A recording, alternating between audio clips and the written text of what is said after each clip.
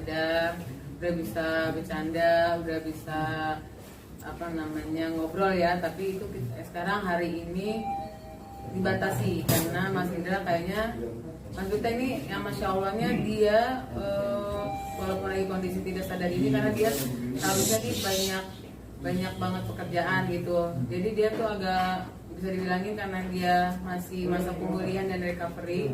Jadi dia masih ngelantur cara ngomongnya dan pikirannya gitu. Jadi sampai dia ngomongin satu hal yang masa lampau bukan masa sekarang gitu. Jadi kadang lagi tidur tiba-tiba dia bangun ya nyopot ada di jari itulah ya buat tensi. Terus kayak gitu dia bangun, bener-bener aku harus kerja jam berapa dia bilang gitu, jam 2 aku gitu. Dan mau kerja dia karena dia tahu hari ini dia harus kerja gitu. Terus dia masih keingat tentang jadwal kerjaannya ya. Ya betul. Terus kayak gitu. Jadi ada flashback yang dia kadang ngomongin tentang masa kecilnya. Sometimes dia kayak cuma kayak kebangun ini di mana gitu, cuma ini di mana, ada di ruangan mana. Jadi memang karena karena operasi ini Mas Bitik juga jadinya ada memori yang dia ulang lagi perlahan-lahan dari dulu sampai sekarang. Jadi bisa dibilangin dia agak kurang bisa mengingat yang sekarang ini, jadi tidak bisa di-push. Dan hari ini doain aja Mas Indra agak menurun menurun kesehatannya gitu. Jadi dia bisa dengan kanal kelelahan, jadi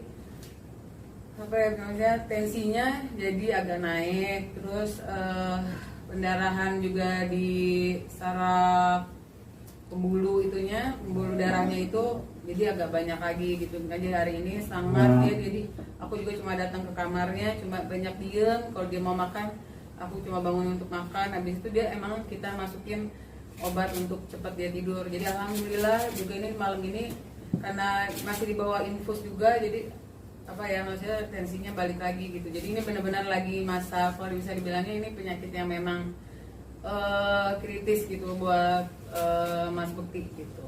Jadinya saat ini sih keadaannya lagi gitu. Sempat dengar juga kabar bahwa mohon maaf peningkatannya sedikit menurun, itu seperti apa?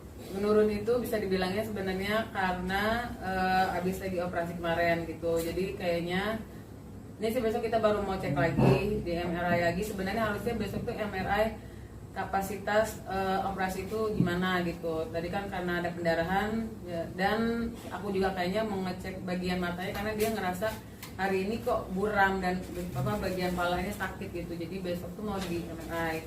Jadi buramnya itu kayak dia sebenarnya bisa ngelihat tapi ngelihat orang tuh buram gitu.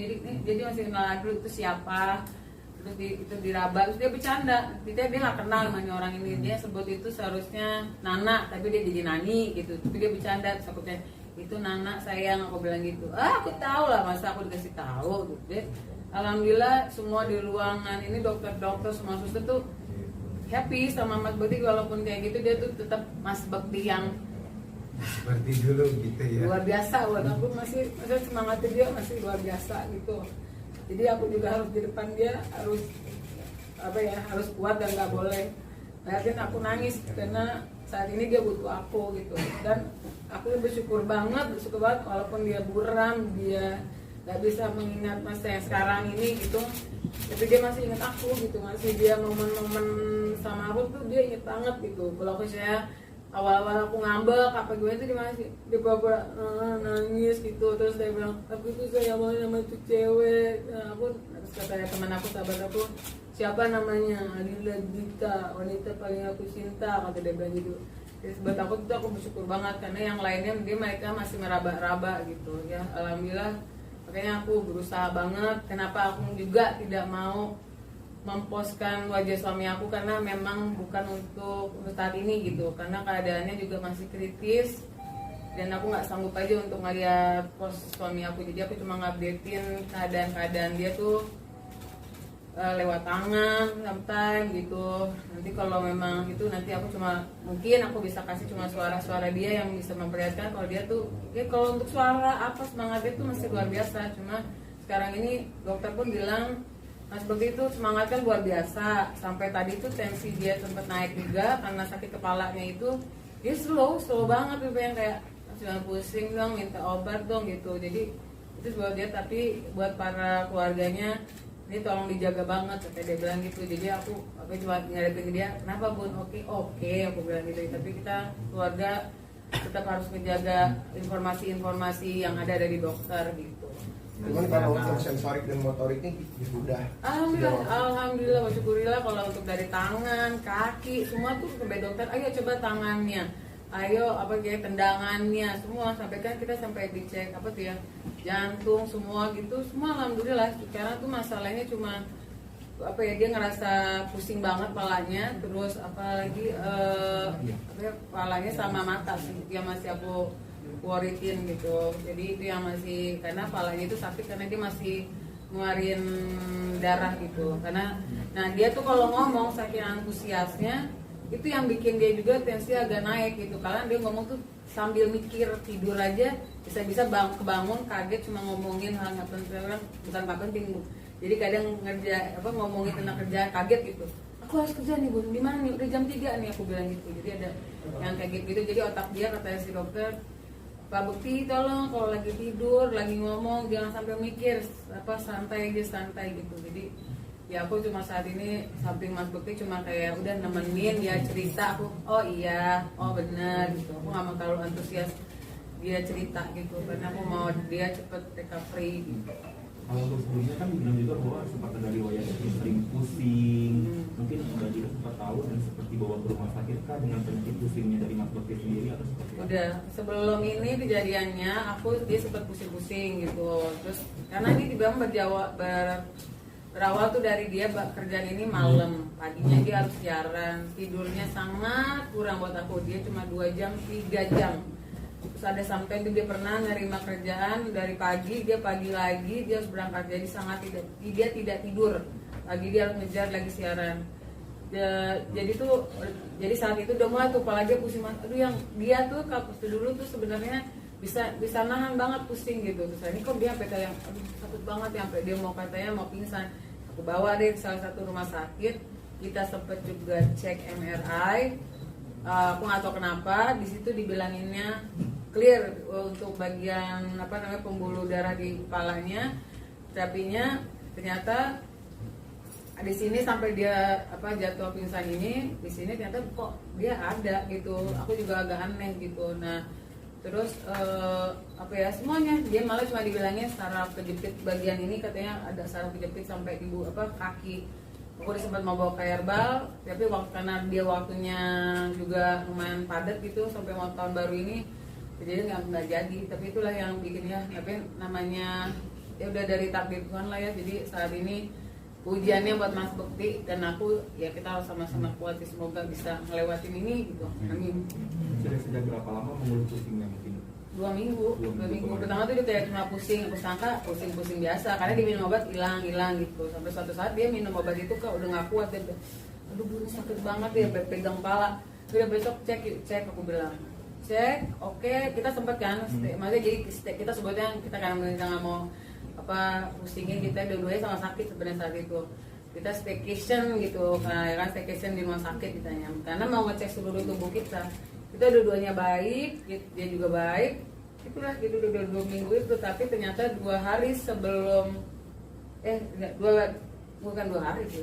Setelah itu pas malam dia ulang tahun itu kejadian gitu. Padahal 2 hari sebelumnya aku baru dari rumah sakit itu. Gitu. Pak, cuman kan tensi Kak Bekti sendiri kan naik turunnya dari kemarin katanya gitu. Mungkin kalau memang hingga esok hari tetap naik turun itu, dokter akan ada tindakan apa? Ya sih, kalau tensi dia tetap naik ini, kan hari ini dia masih infus kan. Dokter cuma bilang ini kita lagi mau usaha dia tanpa infusan. Karena kan kita mau realitinya mau menurunkan darah yang ada di kepala dia sama tensinya tetap stabil gitu. Jadi kayak dia berharap kalau memang besok belum juga, kita tetap ada namanya MRI buat ngecek mata sama kepalanya. Kenapa? Untuk melihat kapasitas maksudnya pendarahan di kepalanya ini berkurang atau bertambah. Semoga ya mohon doanya semoga besok Mas Bekti amat berkurang gitu, matanya tidak ada apa-apa gitu. Jadi kalau memang habis itu dia memang keputusannya masih belum, sepertinya akan ditambah lagi masa dia di ICU. Tampaknya sih kayak gitu. Inilah yang bikin Mbak tegar, ya tidak seperti begini, kenapa pulang ke rumah sih Pak? nemenin suami setiap waktu? Udah tugas sih, ya kemarin aku udah tugas istri sih. Kalau dibilangin sedih banget gitu, karena ngadepin Mas Bekti yang dia harus kehilangan memori, sometimes dia juga sempat dia harus lupa yang ke depan ini, sometimes dia suka lupa nama anaknya. Awal-awal gitu aku agak oh my god dia lupa nama anak gitu, aku nggak mau yang nge-push dia juga gitu. Tapi baru tadi pagi aku bersyukur banget dia bisa nyebut nama anak di mana, anak di mana aku mau ketemu gitu. Dan aku bilang ada di sana lagi main gitu. Dia bisa sebut nama anak-anak semuanya gitu. Jadi aku bersyukur banget di kemarin tuh aku cuma berdoa. Pokoknya saat ini aku cuma percaya sama Tuhan sama Allah, kalau semuanya aku bisa lewatin, aku bisa kuat karena Allah itu aja. Karena itu buat aku doa aku udah dijabah banget Mas Bekti bisa ngelewatin operasi besoknya. Mas Bekti ini kayak mukjizat banget, dia bisa besoknya bisa sadar dan dia bisa ngenalin aku, bisa dan bener-bener kayak Mas Bekti yang apa adanya gitu. Itu ya cuma dia short memory aja gitu, jadi bisa ngulang-ulang semua perkataan dan aku harus sabar ngulang lagi gitu. Jadi aku lagi mau mencoba untuk biar dia nggak mikir aja saat ini gitu. Jadi aku jadi ngejauhin semua TV, semua handphone. Jadi HP itu dia nanya, karena saat kejadian itu kan dia megang handphone, kata dokter emang gitu. Jadi dia nanya handphone itu karena saat kejadian lagi megang handphone, lagi kerja. Jadi itu yang dia pikirin, kerjaan, handphone. Jadi aku bilang, handphonenya mana? Handphone aku mana? Mati, dicas. Aku bilang kayak gitu.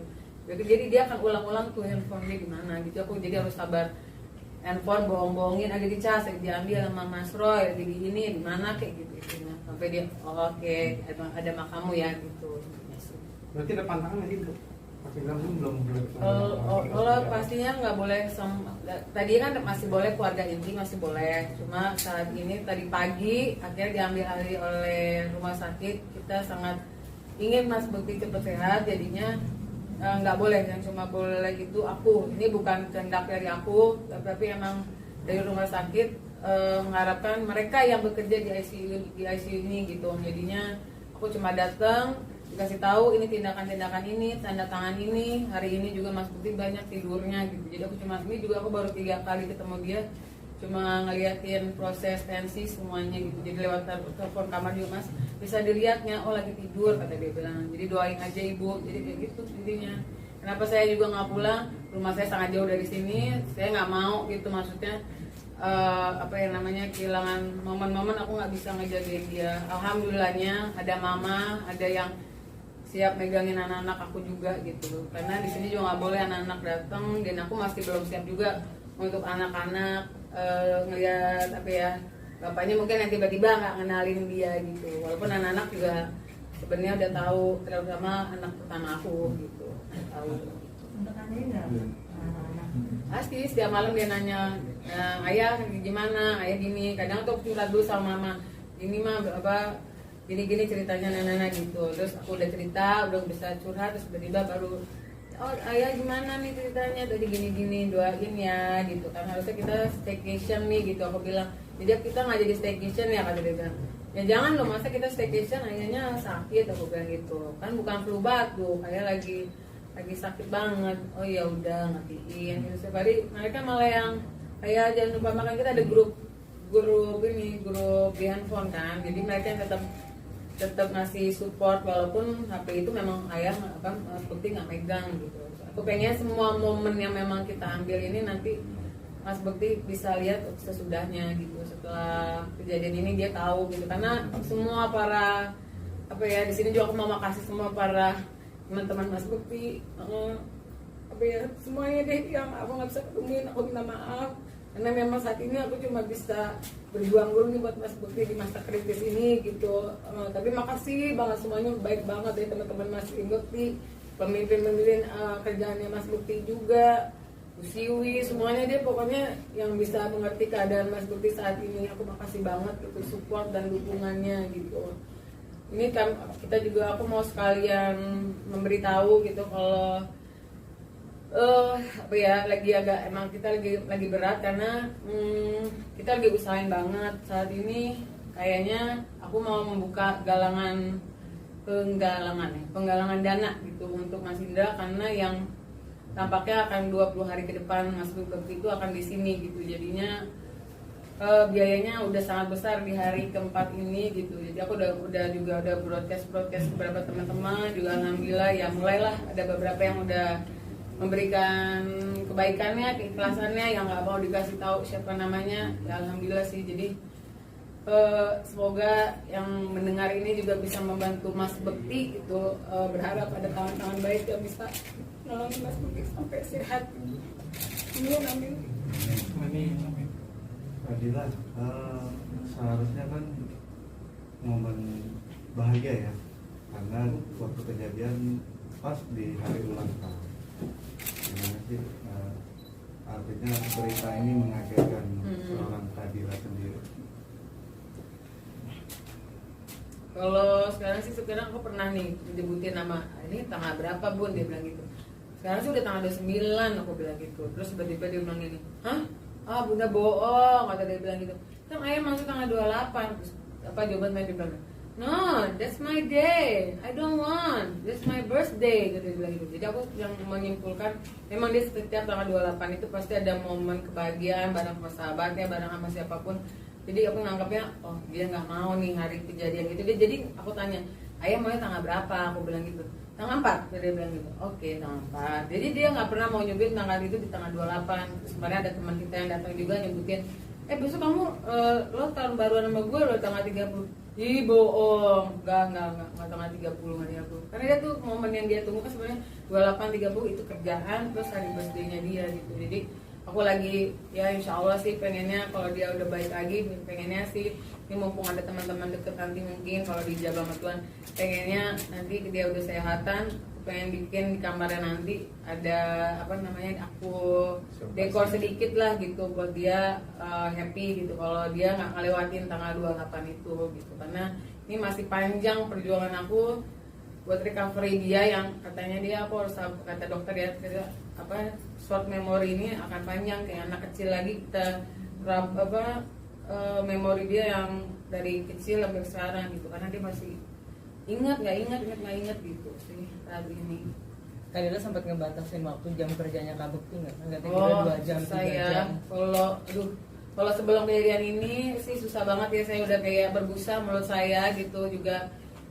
Ya nggak tahu juga emang rezekinya saat itu memang datangnya segitu, tapi aku kadang yang coba bilang udah dong cepet pulang, aku bilang gitu. Kalau kadang di pertengahan itu dia ada meeting apa namanya waktu kosong, tetap dia pakai dulu meeting, aku harus ketemu orang meeting itu, harus ketemu aku, itu yang susah. Aku sampai beberapa memang beberapa bulan ini aku berantem sama dia tuh jadi kayak cuma masalah yuk pulang ke rumah, lo cuma ada waktu nih bikin apa 6 jam pulang dulu istirahat berangkat lagi terserah. Tapi itu Mas Budi sangat keras kepala gitu. Jadinya untuk saat ini semoga Mas Budi waktu nanti udah sehat mengerti kalau kesehatan dia ini sangat luar biasa gitu. Jadi ini juga udah riskan banget buat dia, jadi aku berharap juga dia sehat dan dia bisa belajar lah dari ini. Jadi ada, dan aku kayaknya juga yang akan menentang dia kerja malam gitu. Jadi dia harus ada momen istirahat, bukannya aku belagu banyak duit, bukan, karena kesehatan nomor 1 dan nyawa dia buat dia aku paling penting gitu saat ini. Bila mungkin terakhir, pokoknya pengen sumbangan bisa menghubungi siapa gitu mungkin? Nanti ada broadcastnya, ada sesuai nama yang udah sesuaiin. Nanti aku taruh juga di IG aku. Beberapa sahabat juga bakal nge-blast, insya Allah dibantuin semuanya. Jadi nanti tolong cek aja di IG aku. Dan semoga banyak tangan yang bisa sesuai apa ya budget rumah sakit ini gitu. Nanti amin gitu ya.